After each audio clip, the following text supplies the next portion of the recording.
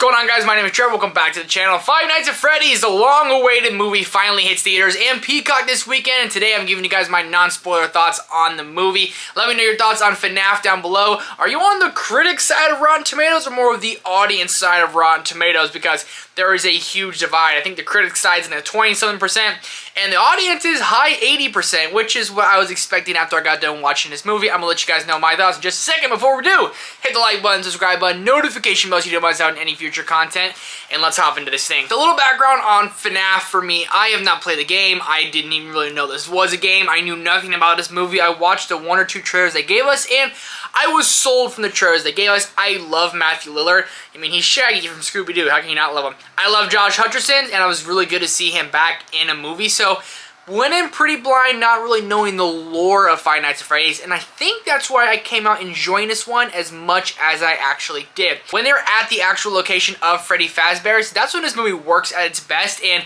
when you're there, it is creepy. It does have those vibes, and I feel like if I played the games, I would really appreciate seeing all these animatronics brought to the real life, brought to this big screen, because first off, the animatronics looked absolutely fantastic. I mean, it looks like they're real, it looks like they're actually there, minus maybe the little cupcake looking dude. I mean, he was looking a little rough, but other animatronics, Freddy and all the other ones, actually looked very, very good. And well, again, when you're at Freddy's, it has something about just that creepy vibe, whether it's something moving in the background, whether it's a shadow in the background, whether it's just some sound they make. They do a good job making this movie a little bit tense, a little bit thrilling, and really do a good job at exploring, the lore of Freddy Fazbear's. Matthew Lillard, for the little bit of screen time he's in this movie, is actually very solid. He plays a weirdo, kind of creepy dude very, very well. I want him to come back to the Scream franchise because I just love this dude in these horror roles. And Josh Hutcherson does a pretty good job with the material he's given. It's not like some big dynamic script, but for what he's given, he does do a good job. It's a guy who's down on his luck. He's had a really, really hard life, and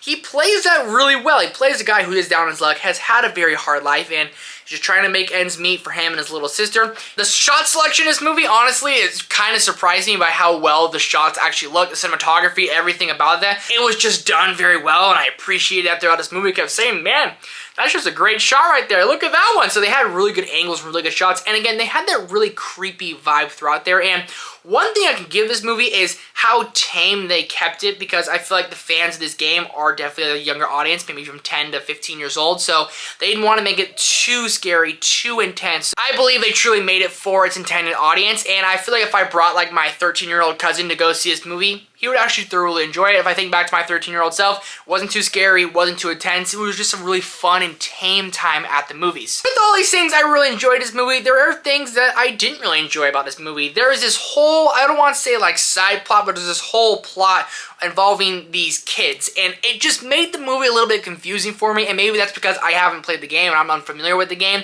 but it definitely made the movie just a little bit confusing for me at times. I was like, what's happening with these kids, and what's their correlation to the whole entire story? And I feel like they try to have like a bigger, deeper, more like menacing story in there than they necessarily needed. I think the story would have worked better if they just kind of went to Freddy's, and Freddy's was having crazy haunted things happen. They had like a night 1, night 2, night 3, night 4, night 5 at Freddy's. I feel like that would have worked better because we're not at Freddy's nearly enough, and for a movie that's named Five Nights at Freddy's, you're not there all that much, and if you are, you're in like this dream scenario, and at times it really took me out of the movie, and that was majority of the movie. So they had like this bigger plot, this bigger storyline with a huge kind of twist at the end, and it was the most predictable twist that really I've seen in a long time. I called the twist within the first couple minutes with my wife. I said, this is gonna happen. And sure enough, it did. So it was definitely predictable. It was definitely formulaic. And I wish we did spend more time at Freddy's because it just made the movie a little bit confusing. But also it made the movie a little bit more intense, which I also liked. But it was kind of weird. It took me out of it a little bit. I think the story as a whole wasn't as concrete as I truly wanted it to be. All probably nitpicks at the end of the day. But at the end of the day, I had a fun time with this. It was a more mild, scary movie, but I like mild. Mild's cool for me. It was something we've definitely seen before, but I enjoyed my time watching it. It's not necessarily one I'm going to go back and rush to go see again, but I can find myself watching this one again, maybe later down the road, show it to my kids one day. So at the end of the day, I recommend Five Nights at Freddy's. If you were looking forward to checking this movie out or had some interest, I think you should watch it. If you don't want to go see it in the theaters, because I heard the theaters are getting kind of crazy with this movie, watch it at home on Peacock. There's nothing wrong with that, and I think you'll be able to enjoy this movie either way. I recommend it. I had some fun. It's like a 3 out of 5, 3.25 out of 5. Lower expectation, just go in for a good, fun time. It's a solid PG-13 movie. That's my thoughts on Five Nights at Freddy's. Let me know yours down below in the comments. You can hit that like button, subscribe button, notification bell. Thank you guys so much for being here and for watching, and I'll see you in the next one.